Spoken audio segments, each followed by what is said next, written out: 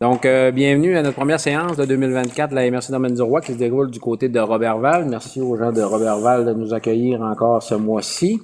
Bon début d'année à tous les citoyennes et citoyens du Domaine du Roi. On va continuer de développer notre territoire en collaboration avec nos municipalités du territoire. Donc, on va vous présenter la séance suivante. On a l'ordre du jour, l'acceptation de l'ordre du jour. Une proposition pour l'ordre du jour. Madame Hudon, Madame Plourde. Ratification du procès-verbal de la séance du 12 décembre 2023. Comme vous l'avez reçu dans le temps imparti par la loi et que vous en avez pris connaissance, est-ce qu'il y a une proposition ou des modifications? Proposition, M. Bernard, appuyé de M. Bouchard. Première période de questions préenregistrées. Est-ce qu'on avait des questions préenregistrées, M. Gagnon? Non. Merci. Nous déposons en 5.1 le rythme de la correspondance reçue et envoyée. C'est reçu, hein? C'est reçu et envoyé également. En 5.2, l'acceptation des comptes de M. Gagnon. Steve? Oui, donc vous avez reçu la liste des comptes à payer qui totalise pour le fonds MRC 86 489,34, le fonds TNO 4 436,13, villégiature 7 714,52, TPI 4 344,95 pour un grand total de 102 984,94. Question? Proposition? M. Chiasson, Mme Desliens. En 5.3, adjudication d'un emprunt par billet d'une somme de 999 900 à la suite d'une demande de soumission publique. Oui, en fait, ce sera pour les points 5.3 et 5.4. Nous devons procéder au refinancement d'un emprunt d'une somme de 999 900 $. C'est se trouve être la deuxième tranche de notre financement pour le projet hydroélectrique Wiachuan via le règlement 214-2011. Donc, on a eu l'ouverture des soumissions qui s'est faite aujourd'hui via le ministère des Finances. On a reçu 3 soumissions. La meilleure offre est de la Caisse des Jardins de Domaine du Roi pour un coût réel de 4,62 %. On avait également reçu une offre de la Banque Royale du Canada à 4,65 % et de la financière Banque nationale à 4,79835 %. Donc, pour la résolution à 5.3, c'est pour l'adjudication au plus bas soumissionnaire, soit la Caisse des Jardins Domaine du Roi. Mme Plourde, appuyé de Monsieur Privé. 5.4, donc la concordance à courte échéance pour l'emprunt, d'ailleurs, du billet. Oui, en fait, c'est pour assurer la concordance avec l'émission des billets qu'on vient d'adopter et pour spécifier le financement sur 5 ans de l'emprunt de 999 900 $. Madame Hudon, appuyé de M. Langevin. 5.5, adoption du règlement 313-2023 ayant pour objet d'établir le lieu et de fixer une tarification pour le dépôt d'une demande de révision des inscriptions au rôle d'évaluation foncière locative abrogeant le règlement 106-97. Oui, lors de la dernière séance, il y a eu avis de motion de donner et le projet de règlement avait été déposé afin d'adopter le règlement 313-2023, comme M. le préfet l'a mentionné, qui vise là, à prévoir là, qu'une demande de révision administrative des inscriptions au rôle d'évaluation foncière locative doivent être déposées au bureau de la municipalité locale dont le territoire comprend l'endroit où est situé le bien faisant l'objet de la demande. Également qu'une telle demande de révision pour en TNO soit déposée au bureau de la MRC. Et le règlement prévoit également les montants et modalités de paiement de la somme à déposer avec une demande de révision. Par la suite, là, on aura à conclure là, des ententes là, administratives avec les municipalités pour le dépôt dans les municipalités locales. Si je ne me trompe pas, c'est 60 $ le montant à employer pour avoir une révision? Pour les propriétés évaluées à moins de 100 000 $, c'est 60 $. Également 60 $ pour ceux inférieurs à 250 000 et le montant est graduellement augmente là, en fonction de la valeur de l'unité d'évaluation. Parfait. Monsieur Bergeron, proposition, appuyé de Madame Bérère, merci. On s'en va à l'aménagement du territoire. En 6.1.1, approbation de la résolution 2023-301 PPC-MOI, municipalité de Saint-Prime. Oui, donc la municipalité de Saint-Prime nous a transmis le 19 décembre pour approbation de la résolution 2023-301. Donc, c'est adopté là, en vertu de son règlement sur les projets particuliers de construction, modification, d'occupation d'un immeuble.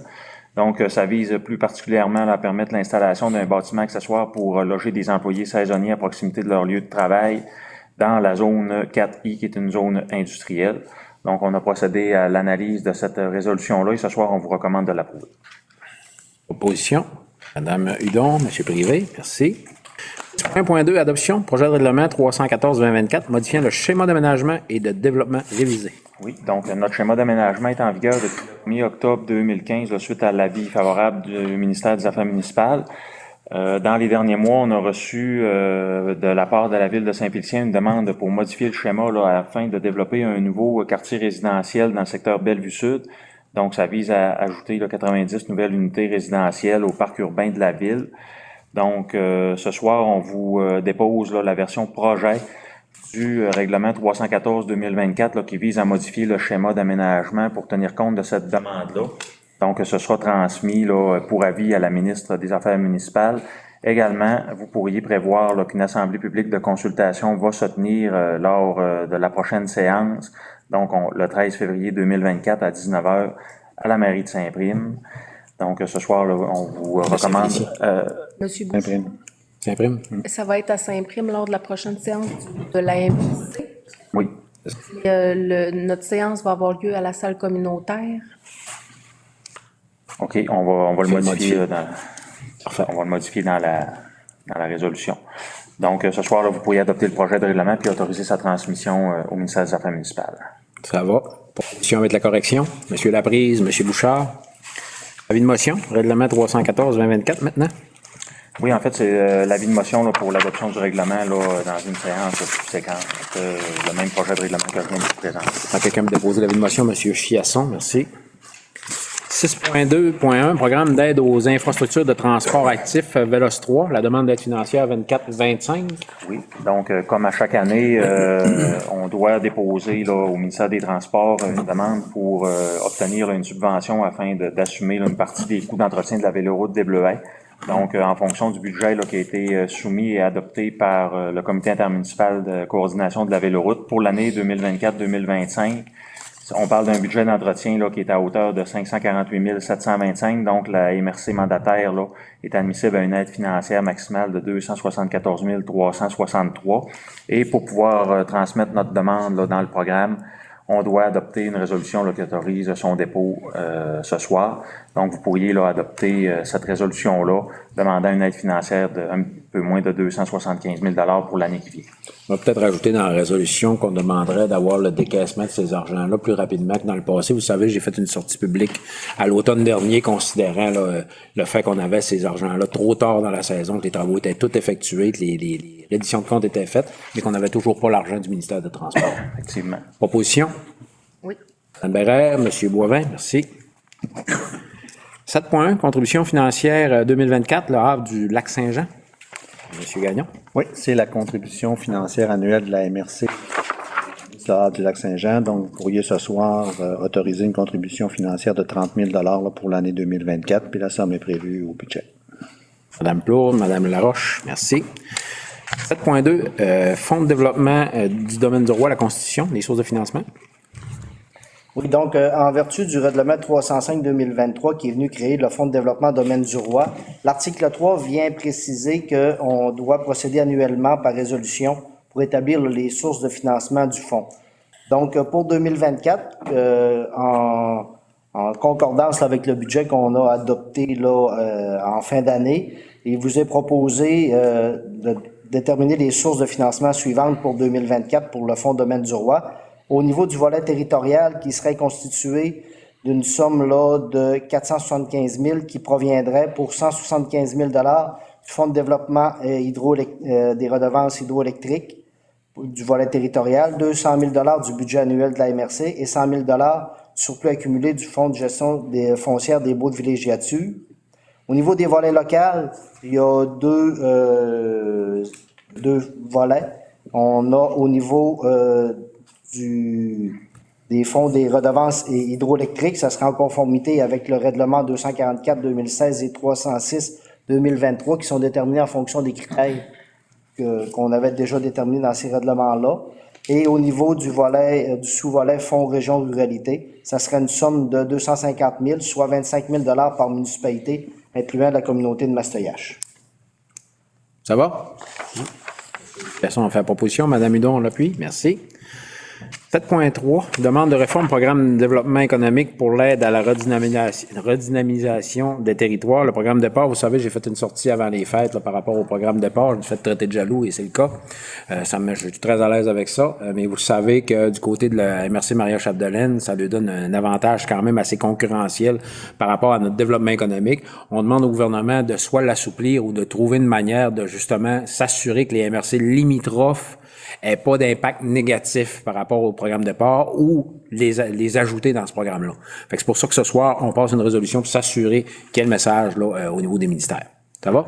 Proposition? M. Laprise, M. Bergeron? Merci. Vraiment d'accord.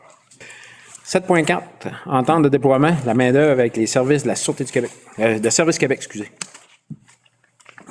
Qui fait Service Québec? C'est moi. Ça va? Parce qu'il est pris, Service Il est Québec. pris? Avec Service Québec qui est pris.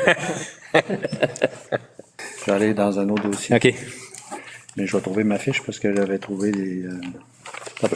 C'est départ. Là, je pensais faire départ puis le tasser après, mais comme c'est pas moi qui a fait le départ, ben, il est resté dessus de la pile. Désolé. C'est pas grave, je pardonne, monsieur le préfet. En fait, c'est une entente là avec Service Québec pour justement au niveau de la problématique de la main-d'œuvre. Donc, c'est une entente qui permettrait de réaliser différentes activités justement pour s'attaquer à cette problématique-là, notamment des déjeuners thématiques, des séances d'information, des salons de l'emploi à Robertval, Saint-Félicien, aussi réaliser du coaching là au sein des entreprises. Donc, au total, c'est une entente là qui s'élève à 61 357.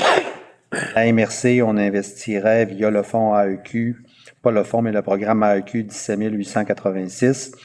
On prendrait aussi 15 351 dans le budget que vous avez déjà réservé là, pour la stratégie de la main-d'œuvre territoriale. Donc, au total, la participation de la MRC serait de 33 237 et Service Québec, de son côté, investirait 28 500. Donc, le total, comme je le mentionnais, 61 537. Donc, vous pourriez autoriser ce soir la conclusion de l'entente avec Service Québec. Proposition. Mme Laroche, M. Privé. Merci. 7.5, protocole d'entente, entente de subvention, programme d'aide au développement des secteurs stratégiques sous la gestion de la CIDAL. Oui, c'est pour autoriser la signature d'un protocole d'entente avec la CIDAL là, à Alma. En fait, eux avaient eu une subvention du MEI pour un projet qui était pour un centre de découpe, mais comme ce projet-là se réalisera pas, les argents seraient transférés au projet de la relance de la boucherie Perron là, à Saint-Prime.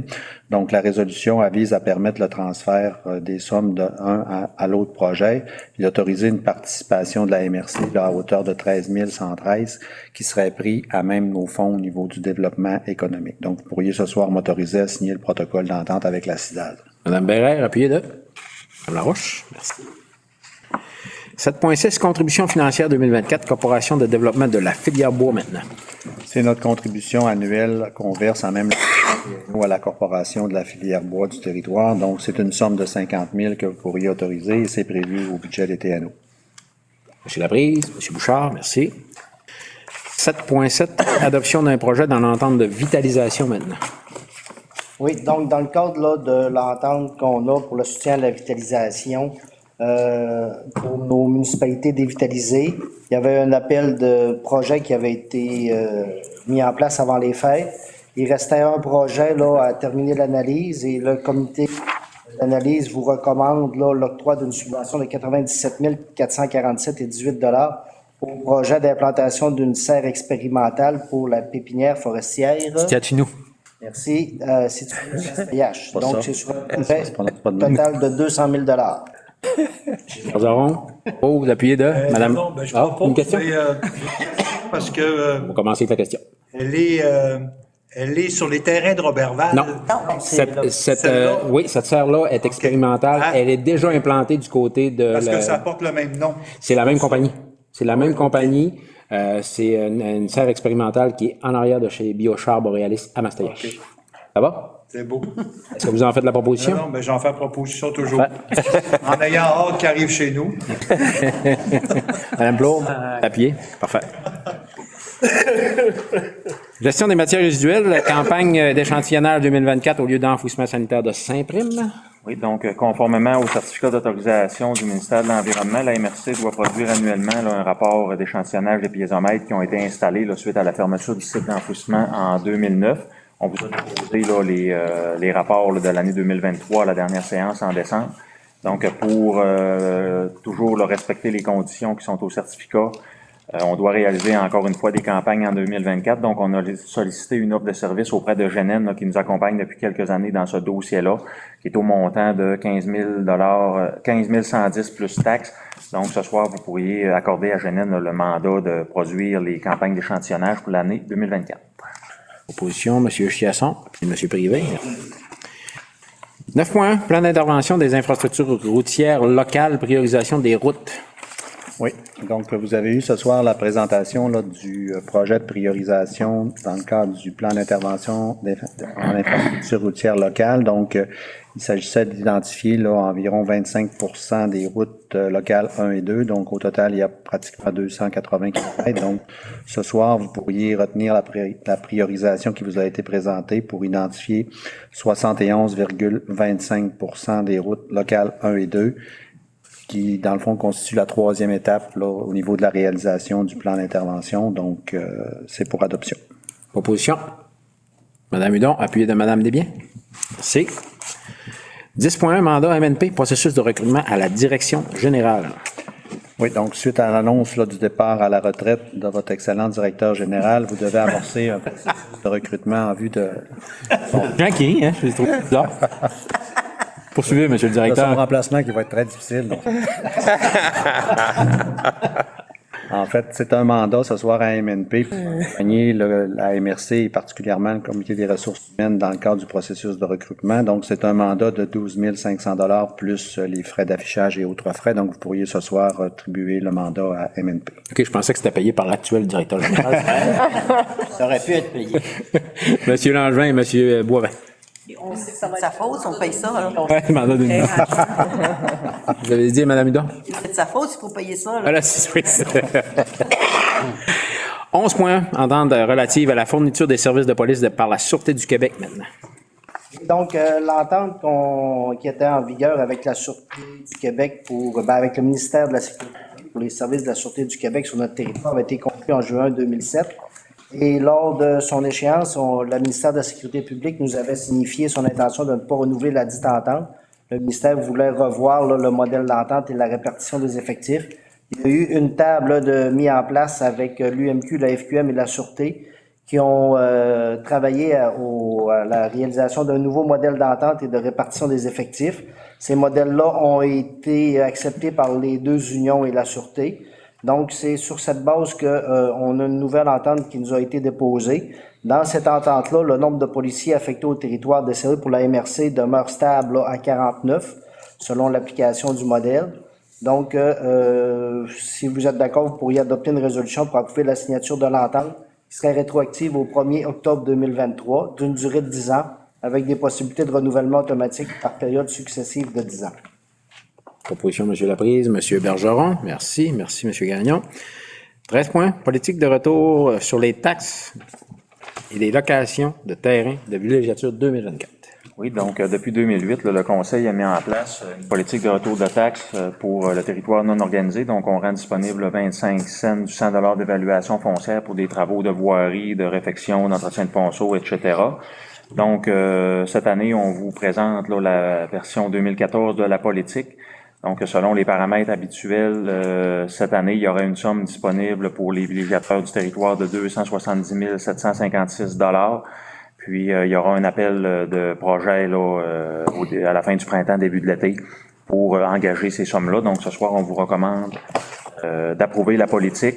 Puis, ce sera transmis à même les comptes de taxes des villégiateurs dans les jours qui suivent. Sont les sommes disponibles dans les comptes de taxes ou oui. Si c'est juste sur le site web qu'on peut avoir accès aux montants disponibles? Non, tout est disponible dans le dépliant d'informations qui est transmis aux villégiateurs. Parfait, merci.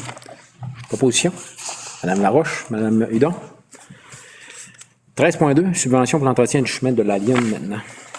Oui, donc le règlement 299-2023 autorise le Conseil à accorder annuellement une aide financière au club du Lac-François et du club Rivière-au-Saumon pour l'entretien estival du chemin de la Lyotte.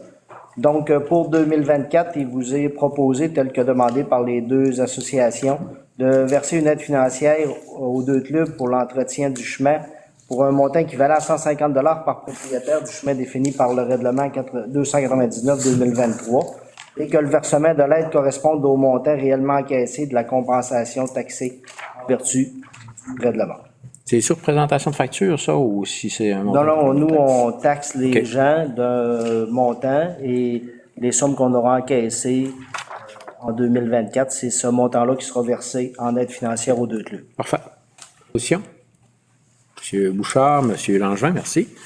15.1, gestion de la villégiature, politique de retour sur les locations de terrains de villégiature en territoire municipalisé maintenant, 2024. Oui, donc un peu comme je vous l'ai présenté précédemment pour le territoire non organisé, il y a une politique là, similaire qui s'applique à l'intérieur du territoire des municipalités. Donc, selon le même principe, on rend disponible une partie des bénéfices que la MRC tire de la gestion des baux de villégiature. Donc, pour l'année 2024, on parle d'une enveloppe disponible de 10 815 $ qui est répartie entre les municipalités qui ont des baux de villégiature sur leur territoire.